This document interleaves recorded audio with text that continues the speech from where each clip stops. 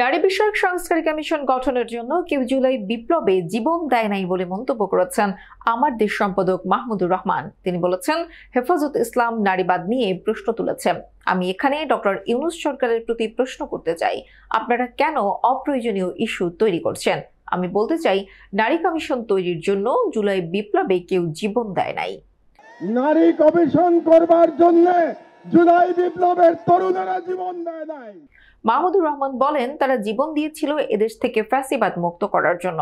কাজে আপনারা সরকারে বসেছেন যাতে করে বাংলাদেশে আর ফ্যাসিবাদ ফিরে আসতে না পারে, বাংলাদেশ থেকে ভারতের আগ্রাসন মুক্ত করার জন্য। তিনি বলেন, আমি মনে করি আপনাদের দায়িত্ব শুধু সেই সংস্কারগুলো করা, যে সংস্কারের মাধ্যমে বাংলাদেশে আর ফ্যাসিবাদ ফিরে আসতে পারবে না। অন্তর্বর্তী সরকারের উদ্দেশ্যে মাহমুদুর রহমান বলেন, বাংলাদেশের একজন প্রবীণ নাগরিক হিসেবে আমার অনুরোধ, আপনারা অপ্রয়োজনীয় ইস্যু তৈরি করবেন না। আমরা দেখেছি আপনারা অনেকগুলো সংস্কার কমিশন করেছেন যেগুলোর কোনো প্রয়োজনই ছিল না।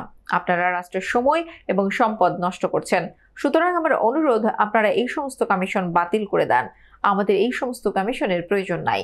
হেফাজত ইসলামের প্রতি অনুরোধ জানিয়ে আমার দেশ সম্পাদক মাহমুদুর রহমান বলেন, আপনারা নারীবাদ নিয়ে প্রতিবাদ করতে গিয়ে বৃহত্তর আন্দোলন থেকে আপনারা সরে যাবেন না। আমাদের বৃহত্তর লড়াই ভারতের সাম্রাজ্যবাদীদের বিরুদ্ধে লড়াই। আমাদের বৃহত্তর লড়াই ইসলামের জন্য আমাদের লড়াই। তিনি বলেন, আপনাদের প্রতি অনুরোধ, আপনারা একটু ঐক্যবদ্ধ থাকবেন। আমি মনে করি বাংলাদেশের আলেমরা যদি ঐক্যবদ্ধ থাকেন তাহলে বাংলাদেশের স্বাধীনতা কেউ ছিনিয়ে নিতে পারবে না।